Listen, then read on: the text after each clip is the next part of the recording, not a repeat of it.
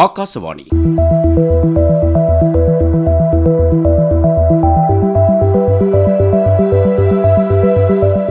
விண்வெளி வித்தகர் சித்திரம்.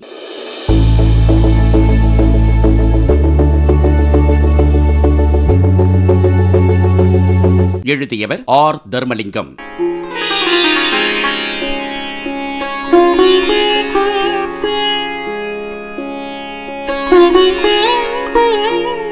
இந்தியாவை விண்மீன்களுக்கு அழைத்துச் சென்ற ஒரு மாமனிதரின் கனவு, கடின உழைப்பு, தியாகம், ஒழுக்கம் மற்றும் விண்வெளித்துறையிலும் கல்வித்துறையிலும் அவர் செய்த சாதனைகள் பற்றி தெரிந்து கொள்ளப் போகிறோம். அவர்தான் டாக்டர் கிருஷ்ணசாமி கஸ்தூரிரங்கன்.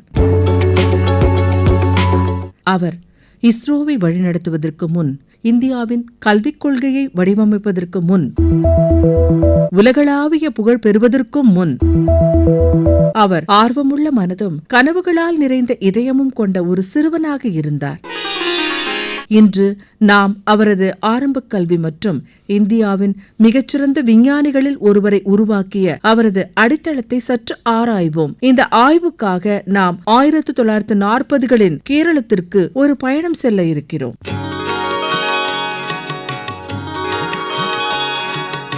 டாக்டர் கிருஷ்ணசாமி கஸ்தூரிரங்கன் 1940ஆம் ஆண்டு அக்டோபர் 24 அன்று அப்போதைய கொச்சி ராஜ்யத்தில், இன்றைய கேரளத்தின் எர்ணாகுளத்தில் CM கிருஷ்ணசாமி ஐயர் மற்றும் விசாலாட்சி தம்பதியினருக்கு பிறந்தார். அவர்கள் தமிழ்நாட்டு வேர்களை கொண்டிருந்தாலும் எர்ணாகுளத்தில் வாழ்ந்து வந்தார்கள். கஸ்தூரிரங்கனின் குடும்பம் பாரம்பரியத்தில் வேரூன்றி இருந்தாலும் முற்போக்கு சிந்தனை கொண்டிருந்தது. எர்ணாகுளத்தில் வளர்ந்த கஸ்தூரிரங்கன் அன்பு, ஒழுக்கம் மற்றும் ஊக்கத்தால் சூழப்பட்டிருந்தார். 1940கள் இந்தியாவில் மாற்றத்தின் காலம். சுதந்திரம் நெருங்கி வந்தது. நம்பிக்கையும் வாய்ப்புகளும் காற்றில் நிறைந்திருந்தன. கஸ்தூரிரங்கனின் ஆரம்ப கல்வி எர்ணாகுளத்தில் உள்ள ஸ்ரீ ராமவர்மா உயர்நிலைப் பள்ளியில் நடைபெற்றது. இது இளம் மனங்களை வளர்த்த ஒரு மதிப்புமிக்க நிறுவனம். இது வெறும் பள்ளி அல்ல, இது கஸ்தூரிரங்கனின் கற்றல் மீதான காதல் வேரூன்றிய இடம். ஒரு மாணவனாக அவர் விடாமுயற்சி மட்டுமல்ல, ஆர்வமுள்ளவராகவும் இருந்தார். எப்போதும் ஏன் மற்றும் எப்படி என்று கேள்வி கேட்டபடி இருந்தார். 1940கள் மற்றும் 1950களில் எர்ணாகுளம் இந்தியாவின் பன்முகத்தன்மையின் ஒரு சிறு உருவமாக இருந்தது. மலையாளம், தமிழ், ஆங்கிலம் ஆகியவை காற்றில் கலந்தன. கஸ்தூரிரங்கன் இந்த பண்பாட்டு கலவையில் திறமையாக வளர்ந்தார். இந்த வேர்களை அவர் தனது வாழ்நாள் முழுவதும் எடுத்துச் சென்றார். மாபெரும் சாதனைகள் பெரும்பாலும் எளிய இடங்களில் தொடங்குகின்றன என்பதை நினைவூட்டினார். அவரது பள்ளி ஆண்டுகள் வெறும் கல்வியை பற்றியவை அல்ல. அவை நேர்மை, விடாமுயற்சி மற்றும் பெரிய கனவுகளை காணும் தைரியம் போன்ற மதிப்புகளை கற்றுக்கொள்வதை பற்றியவை ஆகும். கஸ்தூரிரங்கன் தனது 10 பருவத்தை நெருங்கிய போது அறிவியல் மீதான அவரது ஆர்வம் மேலும் ஆழமடைந்தது.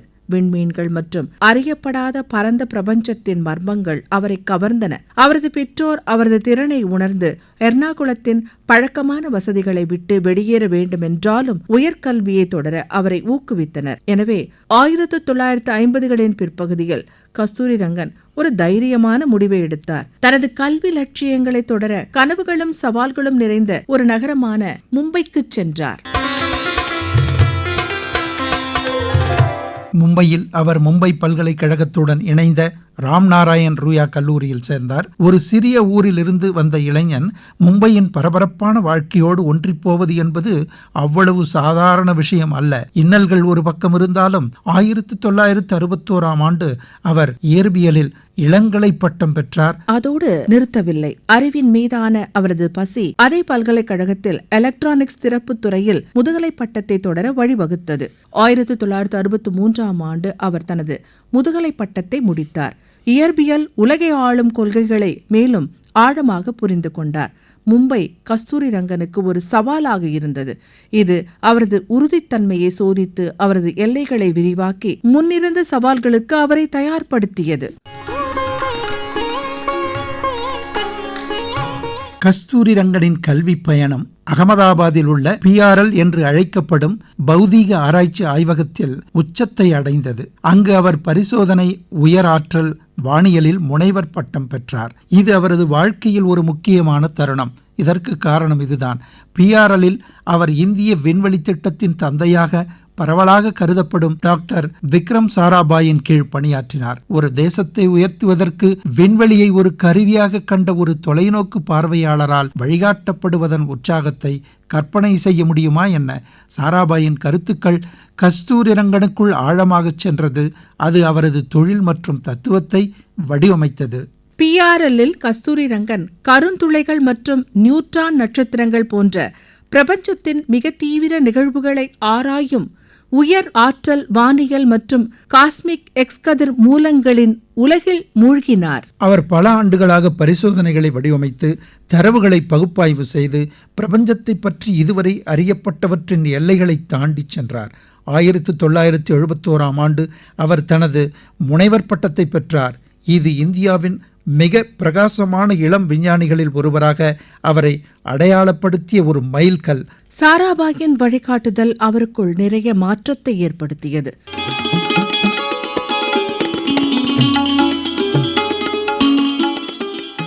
1971ஆம் ஆண்டு அவர் தனது முனைவர் பட்டத்தை பெற்ற அதே ஆண்டு அவர் பெங்களூரில் உள்ள இஸ்ரோ செயற்கைக்கோள் மையத்தில் இயற்பியலாளராக இணைந்தார். கஸ்தூரிரங்கனின் ஆரம்ப வாழ்க்கை மற்றும் கல்வி என்பது பல மைல் கற்களுக்கு அப்பாற்பட்டவை. எர்ணாகுளத்தின் தெருக்களிலிருந்து மும்பையின் விரிவுரை மண்டபங்கள் வரை, அகமதாபாத்தின் ஆய்வகங்களிலிருந்து இஸ்ரோவின் தூய்மையான அறைகள் வரை அவர் தனது குடும்பத்தின் மதிப்புகள், இளமையின் ஆர்வம் மற்றும் வழிகாட்டிகளின் ஞானம் என அனைத்தையும் சேர்த்தே எடுத்துச் சென்றார். ஒரு சிறிய ஊரிலிருந்து இந்திய அறிவியலின் முன்னணிக்கு செல்லும் அவரது பயணம் திறமையும் வாய்ப்பும் சந்திக்கும் போது என்ன சாதிக்க முடியும் என்பதற்கு ஒரு சான்றாகும். அவரது ஆரம்ப பணி 1975ஆம் ஆண்டு ஏவப்பட்ட இந்தியாவின் முதல் செயற்கைக்கோளான ஆரியபட்டாவை மையமாக கொண்டிருந்தது. தனது சொந்த செயற்கைக்கோளை சுற்றுவட்டத்தில் அனுப்ப துணிந்த ஒரு இளம் தேசம். அந்த தேசத்தின் துணிவில் கஸ்தூரிரங்கன் ஓரத்தில் இல்லை, அவர் மையத்தில் இருந்தார். திட்ட பொறியாளர், இயற்பியல் குழுவின் தலைவர் மற்றும் ஆரியபட்டா திட்ட மேலாண்மை வாரியத்தின் செயலாளராகவும் பணியாற்றினார். இந்த பதவிகள் வெறும் பட்டங்களாக இல்லாமல் இவை இந்திய விண்வெளி திட்டத்தை அடித்தளத்திலிருந்து வடிவமைக்கும் வாய்ப்புகளாக இருந்தன. அவர் சென்சார்களை வடிவமைத்தார், தரவுகளை பகுப்பாய்வு செய்தார், ஆரியபட்டாவின் வெற்றியை உறுதி செய்தார், எதிர்கால பயணங்களுக்கு அடித்தளம் அமைத்தார்.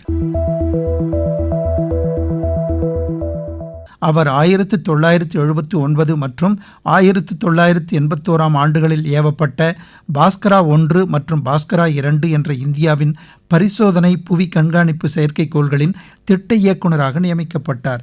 இந்த செயற்கைக்கோள்கள் முன்னோடியாக இருந்தன. இந்தியாவுக்கு நிலம், காடுகள் மற்றும் கடல்களை விண்வெளியில் இருந்து கண்காணிக்கும் திறனை அளித்தன. இதன் தாக்கத்தை சற்று நினைத்து பாருங்கள். விவசாயிகள், திட்டமிடல், வளங்களை நிர்வகித்தல் என இந்தியா ஒரு புதிய கோணத்தில் தன்னை பார்க்க முடிந்தது. கஸ்தூரிரங்கனின் தலைமை இந்த பயணங்கள் வெற்றிகரமாக அமைய உறுதி செய்தது. தொலைநோக்கு உணர்வில் இந்தியாவின் திறனை நிரூபித்தது. 1980களில் அவர் மிகப்பெரிய சவால்களை ஏற்றார். 1988ஆம் ஆண்டு ஏவப்பட்ட இந்தியாவின் முதல் தொலைநோக்கு செயற்கைக்கோளான IRS-1Aயின் திட்ட இயக்குநராக ஆனார். IRS-1A உலகளாவிய புவி கண்காணிப்பு வரைபடத்தில் இந்தியாவை இடம்பெற செய்தது. உலகின் சிறந்த தரவுகளுக்கு இணையான உயர்தர தரவுகளை வழங்கியது. சிக்கலான திட்டங்களை வழிநடத்தவும், குழுக்களை நிர்வகிக்கவும், முடிவுகளை வழங்கவும் செய்தது. இதனால் கஸ்தூரிரங்கனின் திறன் அவரை இஸ்ரோவில் நம்பிக்கையான நட்சத்திரமாக்கியது. 1984 முதல் 1989 வரை அவர் இஸ்ரோ செயற்கைக்கோள் மையத்தின் இணை இயக்குனர் மற்றும் துணை இயக்குநராக பணியாற்றினார். பலவிதமான செயற்கைக்கோள் திட்டங்களை மேற்பார்வையிட்டார். இவை இந்திய தேசிய செயற்கைக்கோள் அமைப்பு, இன்சாட் 2 மற்றும் IRS-1B போன்ற கூடுதல் IRS செயற்கைக்கோள்களை உள்ளடக்கியவை. அவரது பணி வெறும் தொழில்நுட்பமாக இல்லை, இது இந்தியாவின் தொலைத்தொடர்பு, வானிலை மற்றும் வள மேலாண்மை தேவைகளை பூர்த்தி செய்யும் அமைப்புகளை உருவாக்குவதாக இருந்தது. கோடிக்கணக்கான இந்தியர்கள் நம்பிய திட்டங்களை வழிநடத்துவதற்கு உள்ள அழுத்தம் என்பது மிகப்பெரிய மன அழுத்தத்தை தரும். கஸ்தூரிரங்கன் அந்த அழுத்தத்திலிருந்தும் வெற்றி பெற்றார். 1990ஆம் ஆண்டு இஸ்ரோ செயற்கைக்கோள் மையத்தின் இயக்குநராக அவர் நியமிக்கப்பட்டார்.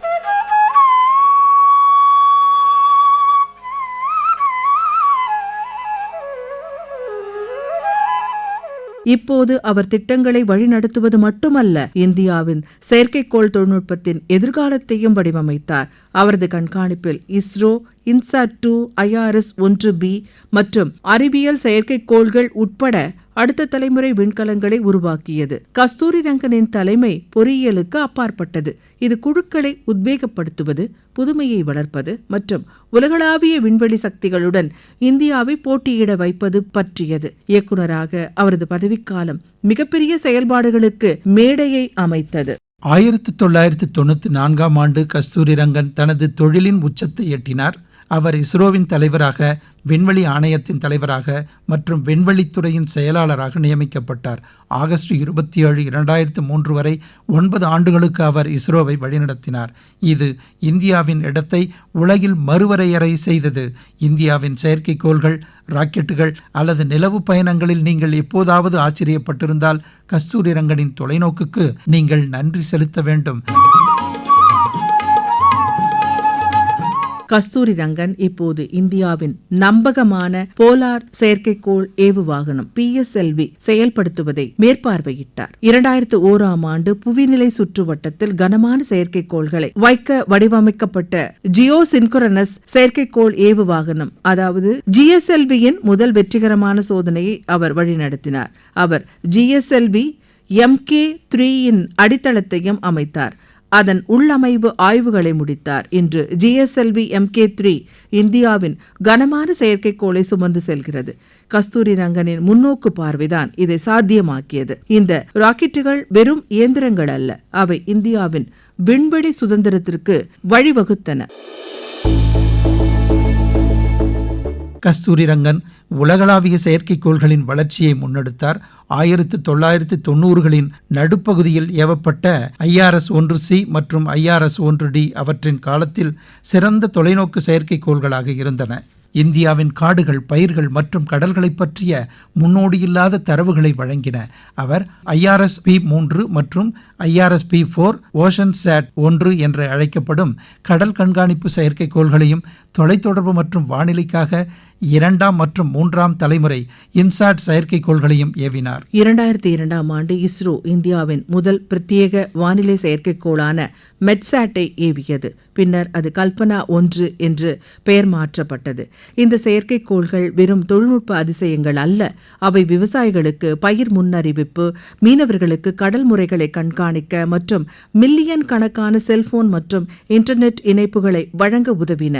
ஆகஸ்ட் 15, 2003 அன்று பிரதமர் அடல் பிஹாரி வாஜ்பாயால் அறிவிக்கப்பட்ட சந்திரயான் 1 கஸ்தூரி ரங்கனின் சிந்தனையின் உருவாக்கமாக இருந்தது. அவர் ஒரு சிறந்த குழுவை தேர்ந்தெடுத்து பயணத்தின் நோக்கங்களை வரையறுத்து இந்தியாவை நிலவுக்கு செல்லும் பாதையில் அமைத்தார். 2008ஆம் ஆண்டு சந்திரயான் 1 ஏவப்பட்டு நிலவின் மேற்பரப்பில் நீர் மூலக்கூறுகளை உறுதி செய்தபோது அது ஒரு உலகளாவிய அறிவியல் வெற்றியாக இருந்தது. கஸ்தூரி ரங்கனின் தலைமை நிலவை அடையும் சில நாடுகளில் ஒன்றாக இந்தியாவை ஆக்கியது. இது ஒரு பெருமைமிக்க தருணமாகும். கஸ்தூரி ரங்கனின் தலைமை ராக்கெட்டுகள் மற்றும் செயற்கைக்கோள்களை பற்றியது மட்டுமல்ல, அது மக்களை பற்றியது. விண்வெளி தொழில்நுட்பம் விஞ்ஞானிகள் மற்றும் அரசாங்கங்களுக்கு மட்டுமல்ல, சாமானிய மனிதனுக்கு சேவை செய்ய வேண்டும் என்று அவர் நம்பினார். இதை நனவாக்க அவர் தேசிய இயற்கை வள வேளாண்மை அமைப்பு NNRMS-ஐ நிறுவினார். இது விவசாயம், வனவியல், நீர்வளங்கள் மற்றும் சுகாதாரம் போன்ற துறைகளுக்கு செயற்கைக்கோள் தரவுகளை கொண்டு வந்தது. ஒரு தொலைதூர கிராமத்தில் ஒரு விவசாயி செயற்கைக்கோள் தரவுகளை பயன்படுத்தி தனது பயிர்களை திட்டமிடுவதை கற்பனை செய்து பார்த்தால், இதுதான் கஸ்தூரி ரங்கன் அவர்கள் கண்ட கனவின் நிஜ வடிவம். அவரது பதவிக்காலத்திற்கு பிறகு ஏவப்பட்டாலும் அவரால் கருத்துருவாக்கப்பட்ட எடுசாட் தொலைத்தொடர்பு கல்வி மூலம் தொலைதூர வகுப்பறைகளை இணைத்தது.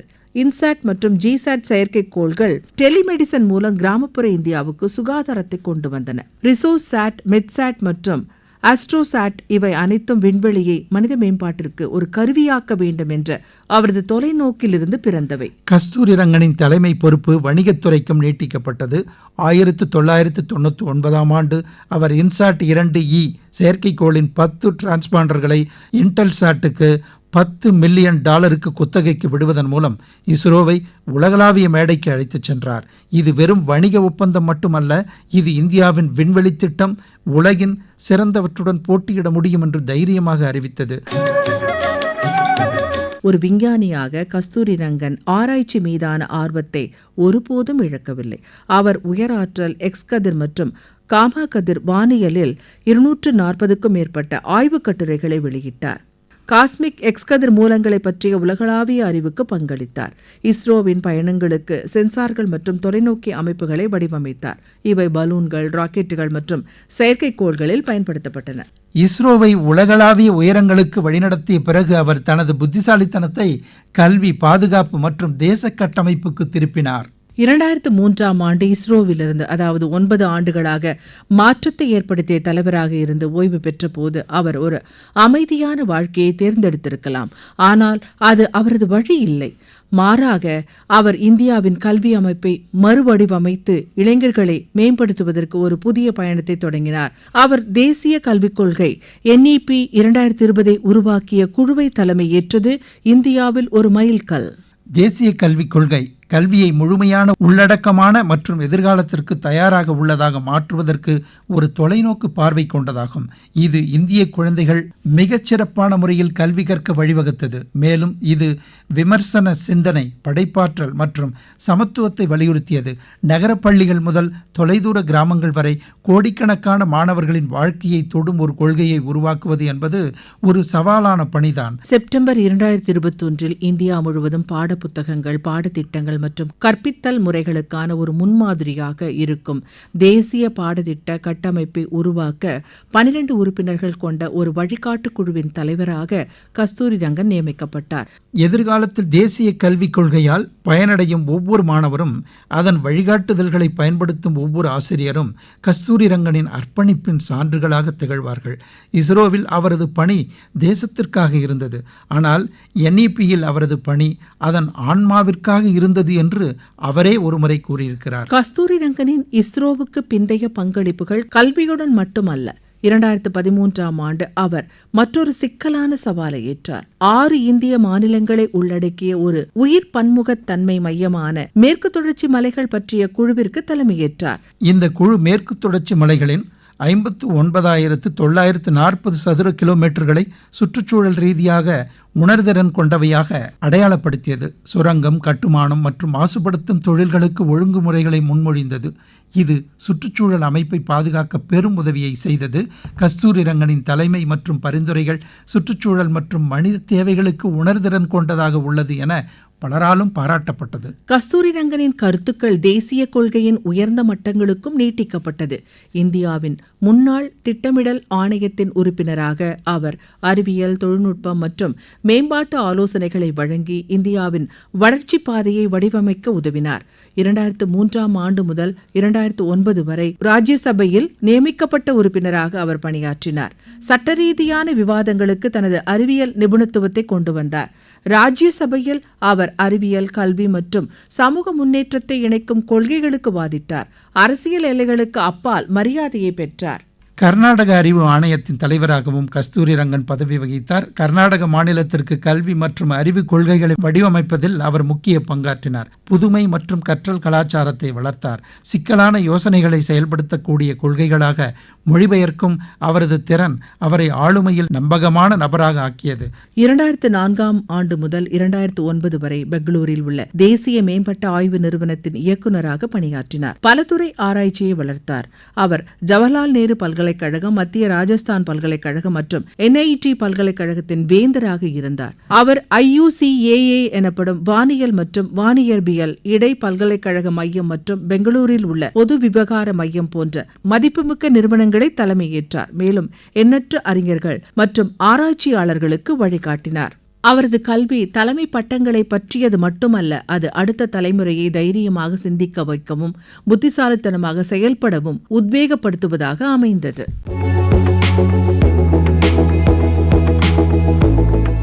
கஸ்தூரிரங்கனின் இஸ்ரோவுக்கு பிந்தைய பங்களிப்புகள் அவரது உலகளாவிய அந்தஸ்தை பிரதிபலிக்கும் பாராட்டுகளை பெற்றன. இஸ்ரோவில் அவரது பணிக்காக அவர் ஏற்கனவே பத்மஸ்ரீ, பத்மபூஷன் மற்றும் பத்ம விபூஷன் ஆகிய தேசிய விருதுகளை பெற்றிருந்தார். அவரது அறிவியல் மற்றும் கொள்கை சாதனைகளுக்காக தியோடர் வான் கார்மன் விருது, HK ஃபிரோடியா விருது மற்றும் சாந்தி ஸ்வரூப் பட்நாகர் விருது ஆகியவற்றை பெற்றார். சர்வதேச அளவில் 2018ஆம் ஆண்டு சர்வதேச விண்வெளி விஞ்ஞான அகாடமியின் கௌரவ உறுப்பினர் பதவியை பெற்ற ஒரே இந்தியராக இருந்தார். இது அவரது உலகளாவிய தாக்கத்திற்கு ஒரு சான்றாகும். அவர் சர்வதேச வானியல் ஒன்றியம், சர்வதேச விண்வெளி விஞ்ஞான அகாடமி மற்றும் புவி கண்காணிப்பு செயற்கைக்கோள்கள் குழு உள்ளிட்ட சர்வதேச அமைப்புகளில் தலைமை பதவிகளை வகித்தார். 2000ஆவது ஆண்டில் ஐநா எஸ்கேப் குழுவின் தலைமையில் அவர் டெல்லி பிரகடனத்திற்கு வழிவகுத்தார். இது உலகளாவிய விண்வெளி ஒத்துழைப்பில் ஒரு மைல்கல்.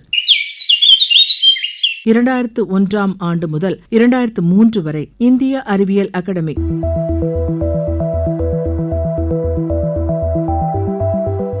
2005ஆம் ஆண்டு முதல் 2006 வரை இந்திய தேசிய பொறியியல் அகாடமி,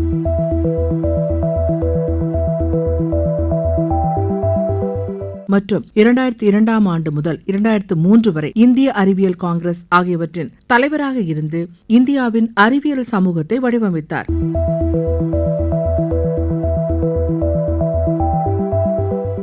உலக அளவில் கஸ்தூரி ரங்கன் அவர்களுக்கு வழங்கப்பட்ட கௌரவங்கள் அவரை மட்டும் பெருமைப்படுத்துவதாக இல்லாமல் ஒட்டுமொத்த இந்திய விஞ்ஞானிகளுக்கு வழங்கப்பட்ட கௌரவங்களாக பார்க்கப்பட்டது.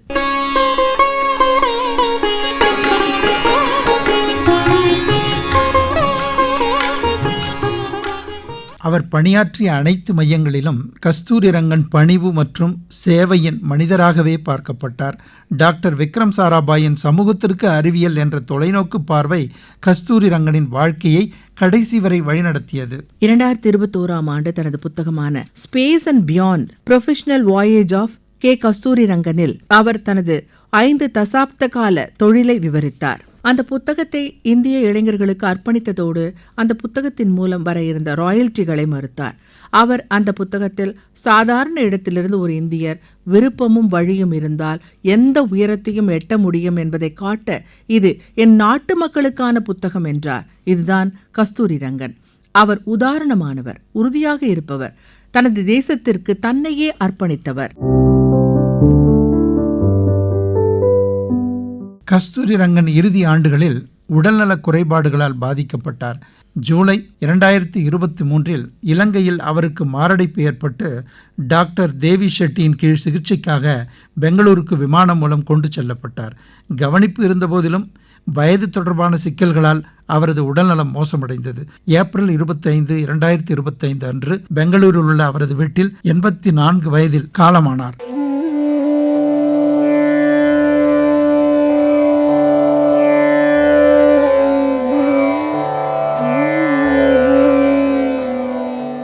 பாரத பிரதமர் நரேந்திர மோடி அவர்கள் வெளியிட்ட இரங்கல் செய்தியில் डॉक्टर कस्तूरी रंगन की देखरेख में ही लॉन्च की गई थी. उनके व्यक्तित्व की एक और बात बहुत खास थी. மகத்தான அறிவியலாரான டாக்டர் கே. கஸ்தூரி ரங்கன் அவர்களை நாம் இழந்து விட்டோம். கஸ்தூரி ரங்கன் அவர்களை சந்தித்த போதெல்லாம் நாங்கள் பாரத நாட்டு இளைஞர்களின் திறன்கள், நவீன கல்வி, விண்வெளி விஞ்ஞானம் போன்ற விஷயங்கள் குறித்து நிறைய பேசுவோம். விஞ்ஞானம், கல்வி மற்றும் பாரதத்தின் விண்வெளி திட்டத்தின் புதிய உயரங்களை அளிப்பதில் அவருடைய பங்களிப்பு எப்போதுமே நினைவில் கொள்ளப்படும். அவருடைய தலைமையின் கீழ்தான் இஸ்ரோ அமைப்புக்கு புதிய அடையாளம் கிடைத்தது. அவருடைய வழிகாட்டுதலில் விண்வெளி திட்டம் அடைந்த முன்னேற்றத்துக்கு உலக அளவிலான அங்கீகாரம் கிடைத்தது. இன்று பாரதம் எந்த செயற்கைக்கோள்களை பயன்படுத்தி வருகின்றதோ அவற்றில் பல டாக்டர் கஸ்தூரி ரங்கனின் கண்காணிப்பில் ஏவப்பட்டன. அவருடைய ஆளுமை தொடர்பான மேலும் ஒரு சிறப்பான விஷயம் என்னவென்றால், இது இளைய தலைமுறையினருக்கு ஒரு படிப்பினையாக இருக்கும். அவர் எப்போதுமே புதுமைகள் படைத்தலுக்கு மகத்துவம் அளித்து வந்திருக்கிறார். புதியன கற்றல், தெரிதல், புதியன படைத்தல் பற்றிய அவருடைய தொலைநோக்கு மிகவும் உள்ளெழுச்சியூட்ட வல்லது. Doctor K. கஸ்தூரி ரங்கன் அவர்கள் தேசத்தின் புதிய தேசிய கல்விக் கொள்கையை தயாரித்து அளிப்பதிலும் கூட மிகப்பெரிய பங்களிப்பை அளித்திருக்கிறார். டாக்டர் கஸ்தூரி ரங்கன் 21ஆம் நூற்றாண்டின் நவீன தேவைகளுக்கு ஏற்ப முன்னோக்கு பார்வை கொண்ட கல்வி சிந்தனையை முன்வைத்தார். தன்னலமற்ற தேச சேவை மற்றும் தேச நிர்மாணம் ஆகியவற்றில் அவருடைய பங்களிப்பு என்றும் நினைவில் கொள்ளப்படும். Doctor K. கஸ்தூரி ரங்கன் அவர்களுக்கு பணிவுணர்வோடு நான் என் ஸ்ரத்தாஞ்சலிகளை அளிக்கிறேன். நம் நாடு முதன்முதலாக நிலவிற்கு ஆய்வுத்தளம் அனுப்பிய சந்திரயான் 1 மற்றும் மங்கள்யான் திட்டங்களின் திட்ட இயக்குனர், இஸ்ரோவில் 36 ஆண்டுகள் பணியாற்றி 60 செயற்கைக்கோள்கள் விண்ணில் வெற்றிகரமாக நிலைநிறுத்த பெரும் பங்காற்றியவர். பத்மஸ்ரீ மயில்சாமி அண்ணாதுரை அவர்கள் கஸ்தூரிரங்கன் அவர்களை பற்றி நம்மிடம் பகிர்ந்து கொண்ட சில நினைவு துளிகளை கேட்கலாம். டாக்டர் கே கஸ்தூரிரங்கன் அவர்களை நினைவு கூறும் பொழுது எக்ஸ்ரே அஸ்ட்ரானமராக அவருடைய பணியை ஆரம்பிக்கிறாரு. பரீட்சார்த்த முறையில் செயற்கைக்கோள்களும் ஏவுகணைகளும் அனுப்பக்கூடிய காலகட்டம் அது. அவருடன் சேர்ந்து நானும் 1982 2003 வரைக்கும் பணியாற்றினது என்னால் நினைவு கூற முடியுது. அவர் செயற்கைக்கோள் திட்ட இயக்குநராக இருந்த பொழுது அந்த திட்டத்திற்கு ஆப்ரேஷன் மேனேஜராக நான் பணிபுரிஞ்சேன். செயற்கைக்கோள் மையத்தினுடைய இயக்குநராகும் பொழுது தொலைத்தொடர்பு செயற்கைக்கோள்களுக்கான செயல் திட்ட இயக்குனர், மிஷன் டைரக்டராக நான் பணியாற்றுவதற்கான வாய்ப்பு கிடைக்குது. கிட்டத்தட்ட 8-9 செயற்கைக்கோள்கள் அது மாதிரி பணிபுரிகிறேன். இந்தியாவினுடைய நிலவு பயணத்திற்கான திட்டம் வரையறுக்கப்படும் பொழுது அதனுடைய மெம்பர் செக்ரட்டரியாக செயல் உறுப்பினராக என்னை அமர்த்துறாரு. அந்த திட்டம் தான் அப்போதைய பிரதமர் திரு வாஜ்பாய் அவர்கள் சமர்ப்பிக்கப்பட்டு அவர் 2003 ஆகஸ்ட் 15 தேசிய திட்டமாக சந்திரயான் 1 அறிவிக்கிறாரு. அந்த சந்திரயான் திட்டத்தில் திட்ட இயக்குநராக நான் வருவதற்கான வாய்ப்பு அது கிடைக்குது. சமீபத்தில் நான் பார்த்தது செயற்கைக்கோள் இந்திய செயற்கைக்கோள் மையத்தை UR ராவ் செயற்கைக்கோள் மையம் அப்படிங்கிற பேர் வைக்கிறோம். அந்த நிகழ்வில் தான் கலந்து கொண்டது தான் நானும் அவரும் கடைசியாக கலந்து கொண்டது. UR ராவ் எங்கள் 2 பேர்த்துக்குமே ஒரு முன்னோடியாக குரு அப்படின்னு சொல்ல முடியாது, அது மாதிரி சொல்ல முடியும். இந்திய விண்வெளி ஆய்வுக் கழகத்தில் கஸ்தூரிரங்கன் வருவதற்கு முக்கியமான காரணமாக இருந்தவர் ப்ரொஃபஸர் UR ராவ். இந்த ஒரு நாள் பழைய நினைவுகளை பேசி கழித்த நாள் அந்த நாளாக இருந்துச்சு. இஸ்ரோ பெங்களூரு பிரிவின் முன்னாள் துணை இயக்குனர் டாக்டர் சுப்புலட்சுமி அவர்கள் சந்திரயான், மங்கள்யான் மற்றும் 35 செயற்கைக்கோள்கள் விண்ணில் செலுத்த பெரும் பங்காற்றியவர். இவரிடம் கஸ்தூரிரங்கன் அவர்களை பற்றி நாம் கேட்டபோது, 2008 ஆண்டு இந்தியா வெற்றிகரமாக சந்திரனுக்கு ஒரு ராக்கெட்டை ஏவி அதர் இந்த சேட்டலைட் விட்டு அந்த சேட்டலைட் சந்திரனை சுற்றி வந்தது. இது சாதாரண ப்ராஜெக்ட் இல்லை, இது மிகவும் சவால்கள் நிறைந்த ஒரு திட்டம். அந்த காலகட்டத்திலேயே உலகத்தில் ஒரு சில 6 நாடுகள் மட்டுமே இந்த மாதிரி தகுதி பெற்ற நாடாக இருந்தது. தகுதி என்றால் மற்ற கிரகங்களுக்கு, சந்திரனுக்கு ராக்கெட்டு, சேட்டலைட் விடுவது எல்லா நாடுகளுக்கும் சாத்தியமில்லை, ஒரு சில நாடுகள் மட்டும்தான். ஆனால் இவர் அடிக்கல் போட்டு எடுத்துக்கொண்ட இவருடைய பங்களிப்பு, இவர் வழி நடத்தினதால் செவ்வாய் கிரகத்துக்கும் சேட்டலைட் விட்டு இருக்கிறது. It has become an eminent spacefaring nation because of its success in planetary exploration. சுருக்கமாக சொல்ல வேண்டுமென்றால், இஸ்ரோவையும் நாட்டையும் புதிய உயரங்களுக்கு எடுத்து சென்ற இந்த மாபெரும் இந்திய விண்வெளி விஞ்ஞானியின் சேவைகள் மற்றும் சிறந்த பங்களிப்புகளை நமது நாடும் சயின்டிபிக் ஃப்ரெட்டர்னிட்டியும் எப்போதும் நினைவில் கொள்ளும். அரசியல், கல்வி மற்றும் விண்வெளி திட்டங்களில் அவரின் பங்களிப்பு என்றும் நினைவு கூறத்தக்கதாகும் என்றார். முன்னாள் பிரதமர் HD தேவகவுடா மற்றும் பலர் அவரது இழப்பை துக்கமாக கருதினர். அவரது நண்பர் டாக்டர் RA மஷேல்கர் கஸ்தூரிரங்கன் வாழ்ந்த தியாக வாழ்க்கை மற்றும் அறிவியல் பார்வை நம் செயற்கைக்கோள்களின் சுற்று வட்டங்களிலும் நம் வகுப்பறைகளின் லட்சியங்களிலும் பொறிக்கப்படும் என்று எழுதினார். கஸ்தூரிரங்கனின் வழிகாட்டுதல்கள் பறந்து விரிந்தது. அவர் தேசிய கல்விக் கொள்கை 2020 வடிவமைத்து இந்தியாவின் கல்வி அமைப்பை மாற்றினார். மேற்கு தொடர்ச்சி மலைகளை பாதுகாத்து இயற்கையையும் முன்னேற்றத்தையும் சமநிலைப்படுத்தினார். விஞ்ஞானிகளுக்கு வழிகாட்டினார், கொள்கைகளை வழிநடத்தினார் மற்றும் கோடிக்கணக்கான இந்திய மக்களுக்கு உத்வேகம் அளித்தார். தேசிய கல்விக் கொள்கை 2020 கீழ் கற்கும் ஒவ்வொரு மாணவரும் அவரது ஞானத்தால் வடிவமைக்கப்பட்ட கல்வி அறிவுடன் மிகச்சிறந்த உயரங்களை அடைவார்கள் என்பதில் நமக்கு எந்தவித சந்தேகமும் இல்லை.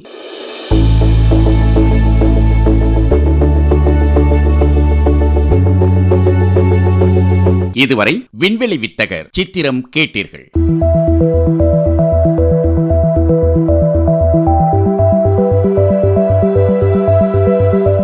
எழுதியவர் R. தர்மலிங்கம். குரல் வண்ணம் விஜய் M. சித்ராதேவி. தொகுப்பு நாகா. அமைப்பு சுப்புலட்சுமி ஆதிகேசவன்.